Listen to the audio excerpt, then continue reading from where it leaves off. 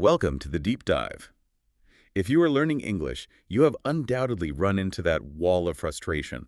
The same tricky verb tense, maybe, or the same stubborn pronunciation Oh, sound. absolutely. Or perhaps finding that polite request just lands wrong. Sounds like a demand almost. Exactly. We know that feeling, making the same error again and again, even when you think you know the rule. So our mission today is really to move past that frustration. We are taking a deep, critical look at the most common, persistent pitfalls English learners face. Right. Across the board, grammar, pronunciation, vocabulary, even those cultural habits. And we're not just going to, list the mistakes. We want to extract actionable, practical steps, things you can actually do to turn those recurring errors into sustainable fluency. Yeah, getting to the root causes. Let's get straight into it then. Well, that's the critical distinction, isn't it? What our sources show and what experience confirms is that the struggle is often universal. Hmm. Learners from, well, all over the world often stumble over the exact same kinds of structural issues in English. And the reason is usually predictable. Usually, yes. It often boils down to language transfer, but our goal here isn't just to say don't translate directly, it's to help you understand why your brain defaults to that wrong structure sometimes. Right. Because when you understand the why, the how to fix it becomes, well, dramatically clearer. And hopefully you can approach this whole process feeling, inspired, not just overwhelmed. Right. Let's jump right into the big one then, the grammar trap. This section often causes the most immediate anxiety, I think. It's the nuts and bolts, isn't it? Sentence construction. Yeah. So we're starting with tense confusion and this idea of structural interference. What are those really visible errors that, instantly signal the brain is defaulting to its native language structure? Okay, so we see a few major structural issues cropping up almost immediately. The first two really involve verbs. Right. There's this constant confusion between the verb to be and action verbs. This is where that classic mistake comes from. I am agree. Instead of the simple act of I agree. Exactly. And this happens because, well, in many other languages, expressing an opinion or a state does use an auxiliary verb, right? Like a form of to be attached to the idea. Precisely. So for the learner, it feels like a very logical, almost automatic translation, a direct mapping. Makes sense. And the second major error lives right alongside it. The incorrect use of the past tense, especially, and this is key, with irregular verbs. Ah, yes.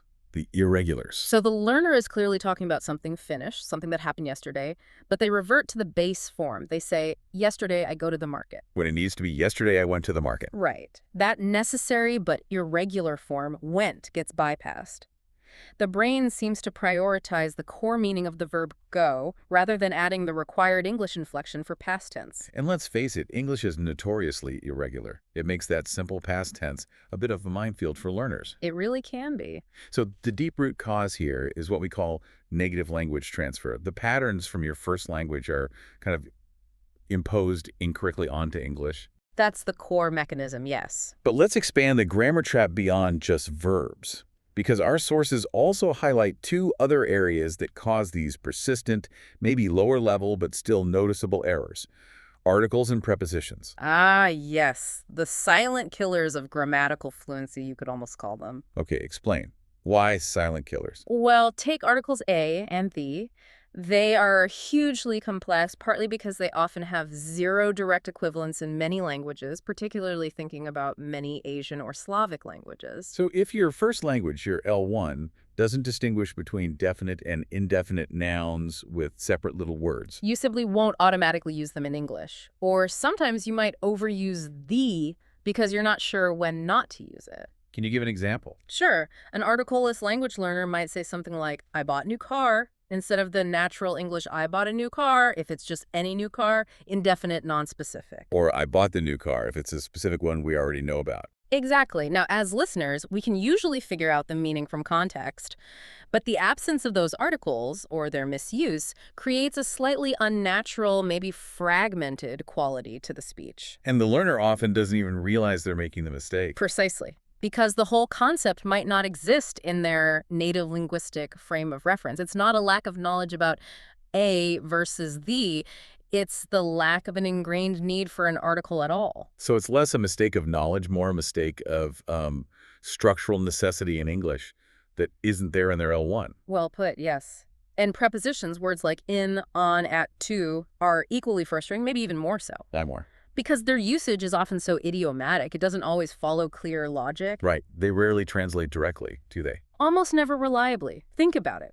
Why do we say we're in a car but on a bus or on a train? A good point. Why do we arrive at the airport but in London? A learner might correctly learn I depend on my mother and then try to apply that on logic elsewhere. And say something like, I arrive on the airport. Exactly, which is incorrect. They're trying to find a logical rule, a pattern, but English prepositional usage is largely dictated by convention, by tradition, and especially by specific phrasal verbs. There's often no single unifying logic for a learner to grab onto. Okay, so we've got tense confusion, especially with irregulars. We have those tricky, sometimes invisible articles, and we have these illogical prepositions. That's quite a minefield. It can feel that way. So moving beyond just, memorizing lists of irregular verbs or prepositional phrases, what's the practical, actionable fix? How do we make these structures, especially that difficult past tense, feel more automatic, less like mental calculation every time? Right. The solution really lies in building a kind of cognitive muscle memory. We need to shift the brain from that slow conscious translation mode into a faster, more automatic recall. And the practical advice for that is? Active journaling. Okay, let's spend a moment on this, because this sounds like more than just, writing down what happened. How does journaling actually fix the structural problem?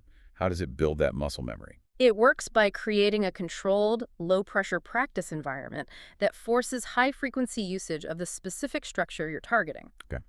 The rule is simple.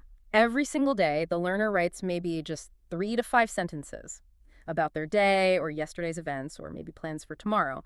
But the key is the constraint. Constraint, meaning? Meaning, if you're struggling with the irregular past tense, you must consciously use, say, 3 specific irregular verbs in those 5 sentences. Maybe woke up, ate, said. Ah, I see. So you're deliberately targeting the problem words. Exactly. This forced repetition, especially with common, tricky words, starts to bypass the slow, analytical part of your brain.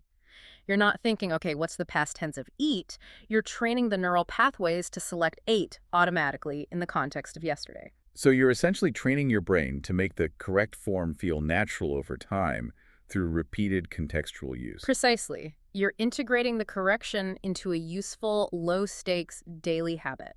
It's not some abstract grammar drill disconnected from meaning. It's about describing your actual life accurately and forcing that correct structure until went feels just as natural as go when talking about yesterday. That's the goal, making the correct form the default. Okay, that makes perfect sense. A very practical approach. Now let's pivot a bit. We've talked about grammar structures, which seem fixable through focused writing and maybe reading, but what about the sounds we actually make? Section 3. Pronunciation pitfalls. Right. This requires training a completely different set of muscles, doesn't it? And our auditory senses, too. Totally different skill set. So what are the common phonetic hurdles? The sounds that consistently cause, comprehension issues for learners. Well, the classic phonetic hurdle, the one everyone mentions first, is usually the thuth sound. Right. The thruth and a sounds. We've touched on it, but it bears repeating because it's so common. These sounds are often completely absent in many, many languages globally. For a learner, producing them requires physically doing something that feels unnatural. Like sticking the tongue between the teeth, creating that friction. Exactly, which feels weird if you've never done it before to speak. And as we discussed, substituting it with a T or a D sound leads to those shifts, like ding instead of thing, or dat instead of that, which can really change meaning or just sound unclear. Absolutely.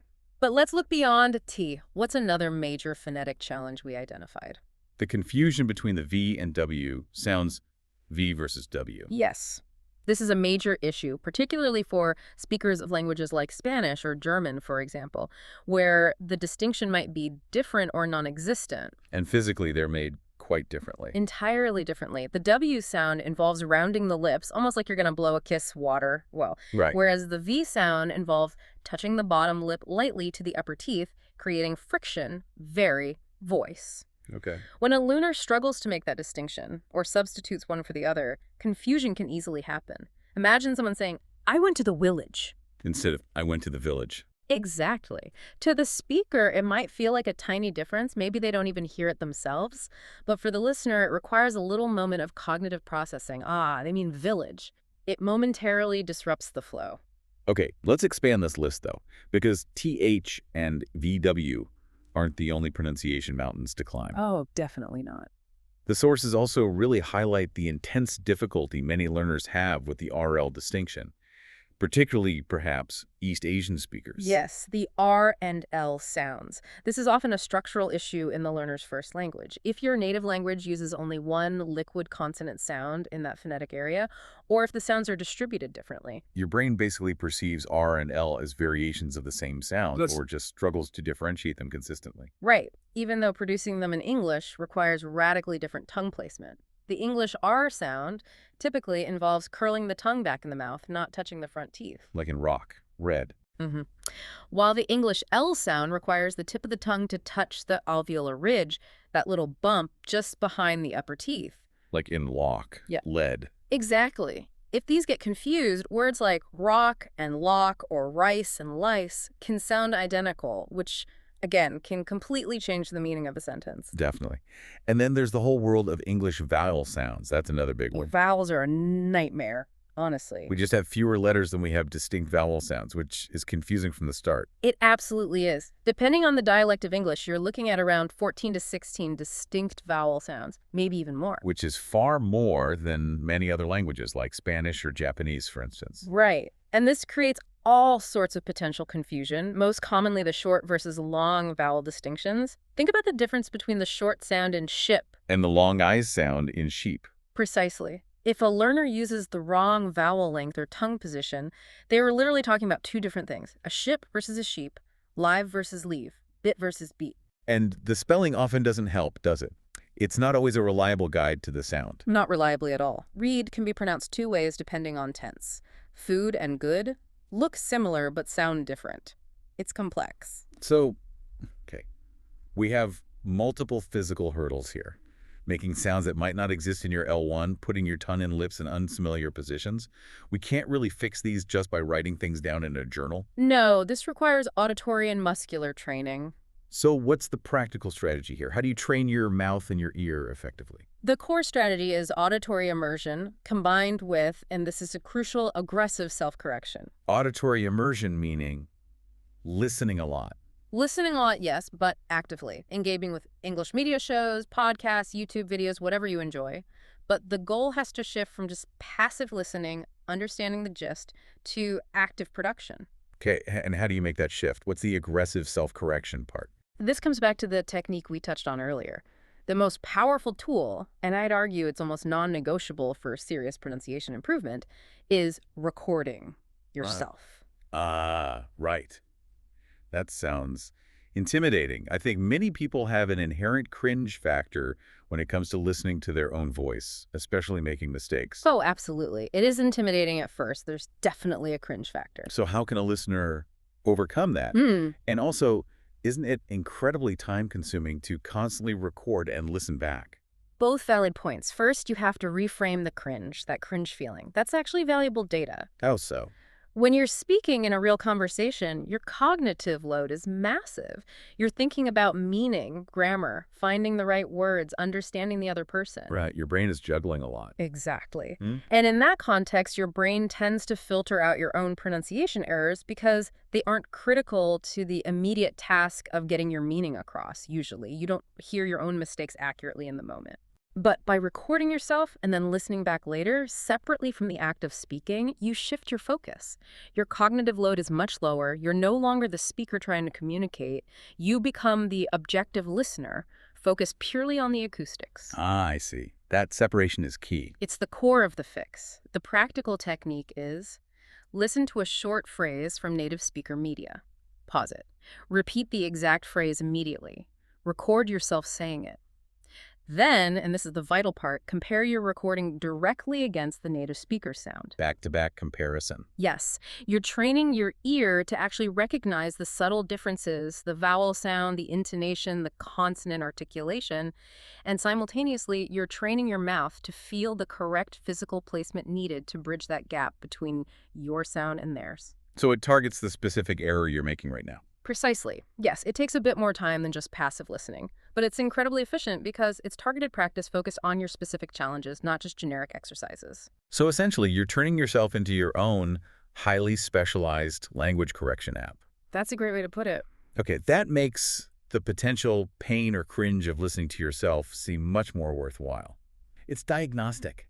It really is essential diagnostics. All right, let's transition now. We've done grammar structures, we've done the physical sounds. Let's talk about meaning and word choice. Section 4, vocabulary and meaning, and the famous I am boring problem. Ah, yes. A classic, and a really important one. Why is it so famous, and what does it exemplify?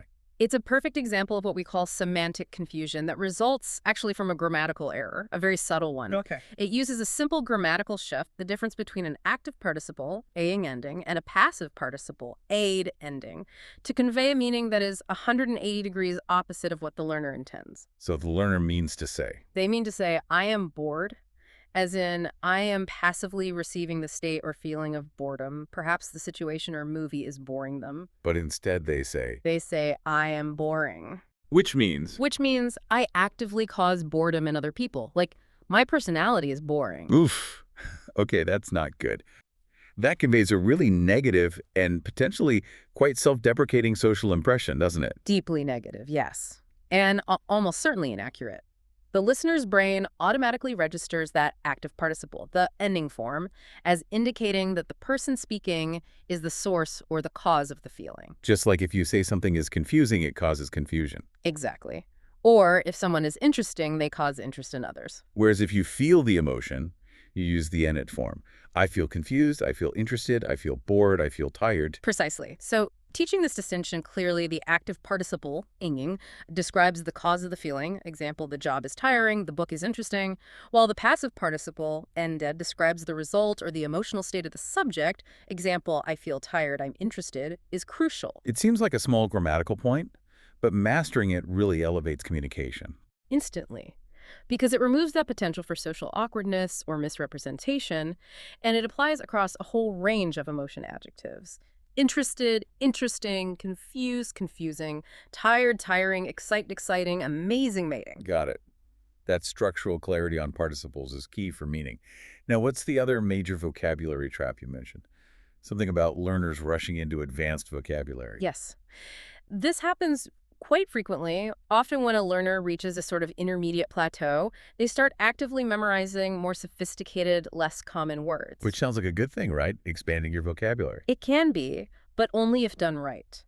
The trap is that they believe using complex, perhaps low-frequency language automatically signals high fluency or intelligence. Right. But they often haven't fully grasped the nuances, the precise context, the connotation, the typical collocations of that advanced word. So they end up using a rare, maybe slightly obscure or formal word, when a simpler, more common word would have actually been much clearer and more natural in that specific situation. Exactly that. And that misuse, even if grammatically correct, can actually throw the conversation off track. It sounds slightly off, unnatural. Right. My key insight here, and what the sources really emphasize, is this. Prioritize clarity above all those. Okay. It is infinitely better communication to use simple, natural, high-frequency words correctly and fluently than it is to try and sprinkle in advanced vocabulary incorrectly or unnaturally. So misusing an advanced word can actually hinder communication. Definitely. It increases the cognitive load on your listener. They have to pause mentally and think, that's an unusual word here. What exactly do they mean? Which breaks the flow. Whereas using simple words well makes the communication effortless for both sides. Precisely. We want listeners to aim for communication that is accurate, clear, and effortless first. Sophistication can come later, once the foundations are solid. Utility and accuracy always win over clumsy attempts at sounding complicated. Clarity is king. Always. That's a really powerful takeaway for vocabulary building. Don't run before you can walk. Essentially, yes. Master the common stuff first. Okay, moving on now to our final, and maybe the trickiest category, because it really involves social calibration. Section 5. The cultural landscape. This covers politeness and speaking habits. Right, and these aren't just mistakes in language like a grammar rule. They can be missteps in social interaction. Because direct translation really becomes a minefield here. Oh, absolutely. Because politeness in English often isn't marked by just adding a single word like please, although that helps. It's frequently baked into the grammatical structure of the phrase itself. You mean using things like modal verbs? Could, would, might. Exactly. It involves concepts like modality expressing possibility, necessity, permission, and hedging, which is basically softening your statement, making it less direct. Okay, let's dissect the classic example you mentioned earlier, just asking for water. Perfect example. In many languages, a direct request, using the imperative verb form, is perfectly standard and neutral. It's just how you ask for things. So a learner translates that directly and says, Give me water. okay. And in English, how does that land? In many contexts, especially in a service situation like a cafe or restaurant, or even asking a host, it can sound quite demanding. Almost rude, frankly. Even if the learner adds please at the end, give me water, please. Adding please definitely helps, it softens it. But the culturally appropriate and more typically polite phrase usually involves using a modal verb structure, like, right. could you give me some water, please? Or, may I have some water, please? Or even, I'd like some water, please. So what's the function of could you or may I? Why does that make it polite? That modality, using words like could, would, might, may, is crucial because it introduces a layer of distance and possibility rather than a direct command. Oh, okay. By saying, could you? You're implicitly acknowledging the other person's agency. You're framing it as a request they have the option to fulfill, giving them the polite fiction of choice, even if you both know they'll probably bring the water. So that slight indirectness, that hedging, is what softens the request and signals respect. Precisely. It shows social awareness. When you skip that hedging, the tone can feel overly blunt or direct, which might damage the interaction, regardless of the learner's perfectly benign intent. They didn't mean to be rude at all. So the mistake isn't just forgetting the word please. It's often forgetting the entire grammatical framework that signals deference and respect in English requests. Exactly. Tone is just paramount in English social interaction, much more so than in some other cultures, perhaps. And we communicate a lot of that tone through these subtle structural shifts, through modality and hedging. That's a really key cultural insight. Now, let's talk about another speaking habit. Learners sometimes adopt habits trying to sound more natural, right? Like using filler words. Ah, yes. Fillers Learners hear native speakers using them all the time, Yes, native speakers definitely use them. and they assume that using them too will make them sound more fluent or conversational. And they can signal fluency, but only when used appropriately, sparingly, naturally. The problem arises when they become overused. How does that happen? Learners sometimes integrate these fillers almost as reflexive speech sticks. They think peppering their speech with like or, makes them sound relaxed or native-like. But if every third word is like, the filler stops functioning as a natural pause for thought and instead becomes a major auditory distraction. It actually dilutes the message and can make the speaker sound hesitant or even unintelligent, ironically. So moderation is key. Yeah. But is there any situation where using a filler word is actually beneficial for a learner, not just mimicking natives, but serving a real purpose? That's a great question. And yes, absolutely. Fillers can be highly beneficial when used intentionally and strategically, primarily to buy processing time. How so? Well, think about it. A learner is often under intense cognitive load, especially in spontaneous conversation. They might be translating in their head, searching for vocabulary, trying to construct a grammatically correct sentence, all simultaneously. Right, it's a lot to manage. In that situation, using a short, natural filler like or well, or even a phrase like let me think, instead of just falling into complete awkward silence, is actually a critical conversational strategy. Why? It does two things. It signals to the listener that you're still engaged, that the conversation is continuing, you haven't just zoned out. And crucially, it gives your brain a precious second or two to retrieve the word or phrase you need, hopefully leading to a more accurate utterance. So it's okay to use them as thinking pauses, just not as like verbal wallpaper. Exactly. Use them as functional speed bumps when you genuinely need a moment to think, not as permanent decorations on every single sentence. Moderation and intention are always the key. Okay, that distinction is really helpful. Well, this brings us nicely to our synthesis.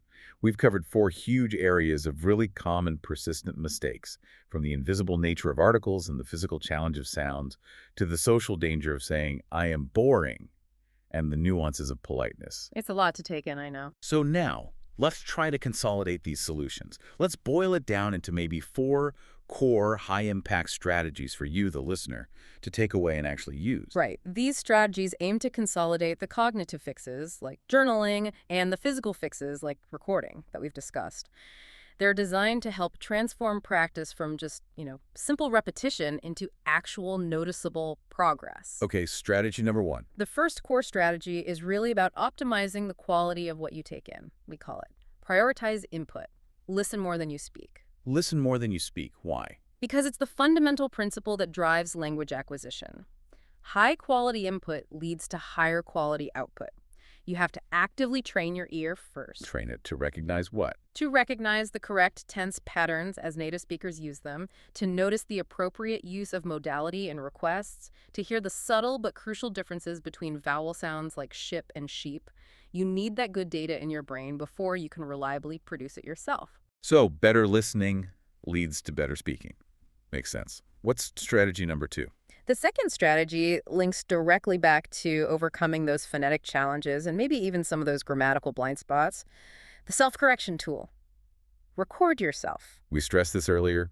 You're stressing it again. It's that important. I really believe it is. It's the non-negotiable step, I think, for achieving real phonetic accuracy and also becoming more aware of your own structural habits. Because when you speak, you're focused on meaning. Exactly. But when you listen back to your recording, you can lower that cognitive load. You can focus purely, objectively on the reality of how you sound and the structures you actually used. And that allows you to catch errors. Errors in tense, in word choice, in pronunciation, things you were probably completely unaware you were even doing in the heat of the conversational moment. Okay, crucial tool. Strategy number 3. The third strategy focuses on making sure your practice actually leads somewhere. The value of feedback. Practice with feedback. Meaning, it's not enough just to practice on your own in a vacuum. Exactly, because if you just repeat the same error 1,000 times without realizing it's an error, you're not learning. You're just cementing a bad habit. Right. Makes sense. You absolutely must seek out external correction at some point. This could mean engaging with a patient teacher who can explain the why. It could be a dedicated language exchange partner who agrees to gently correct you. Or maybe even some of the newer language apps. Yes, some reliable modern apps now offer pretty sophisticated structural and even grammatical analysis. The key is getting that external perspective. Feedback is the catalyst that turns all that repetitive practice, the journaling, the recording, into actual measurable learning. So you need to know which of your ingrained habits, like maybe still omitting this sometimes or occasionally slipping into I am boring, are still active so you can specifically target them. Precisely. Feedback highlights the specific areas that still need work. Got it. And the final strategy, number 4. This one is perhaps the most important for just sustaining motivation and preventing that feeling of being overwhelmed, the burnout that comes from trying to fix everything all at once. Manageable goals. Focus on one mistake at a time. Okay, don't try to boil the ocean. Exactly. Yeah. Trying to simultaneously fix your article usage, master the sound, stop confusing bored and boring, and remember all the past tense irregulars all in the same week. Yeah, that sounds like a recipe for frustration. It's a recipe for failure and giving up, honestly. Instead, you should isolate the one error that currently drives you the most crazy or the one piece of feedback you just received. And then, for just 1 week, commit to mastering only that. If it's the past tense, commit to that daily journaling technique, forcing those irregular verbs. If it's the RL sound, commit to 10 minutes a day of focused recording and comparison practice for just that sound pair. So incremental, targeted focus. Yes. That leads to tangible, noticeable progress on one specific thing. That success builds confidence, which then fuels you to tackle the next single mistake. Small wins accumulate into big progress over time. That focus on one small win at a time feels really key for long-term success and just staying sane during the learning process. Absolutely. And this brings us really to the final, maybe the most necessary piece of this whole puzzle, the mindset. The motivational aspect. We've deep dived into all these common errors, which could feel a bit discouraging, but the message isn't about failure, is it?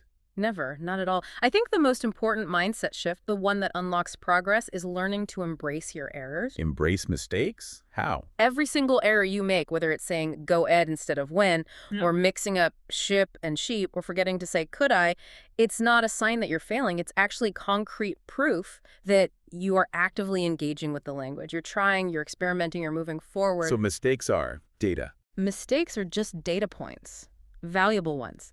They show you, with perfect clarity, exactly where the gap currently exists between your knowledge or habit and the target language. They pinpoint what needs attention next. Whereas the fear of making mistakes. The fear of making mistakes is the single biggest inhibitor of fluency. It makes you hesitant, it makes you silent. The willingness to make mistakes, to sound silly sometimes, to get corrected, that's the biggest accelerator. That's a fantastic way to frame it. Mistakes aren't failures, they're signposts for growth. Exactly. Every error is a step on the path. Well, this has been an incredibly detailed deep dive. We've covered the subtle mechanics of grammar interference, the physical demands of pronunciation, the semantic dangers of misusing participles like boring, and the really crucial role of modality and politeness in social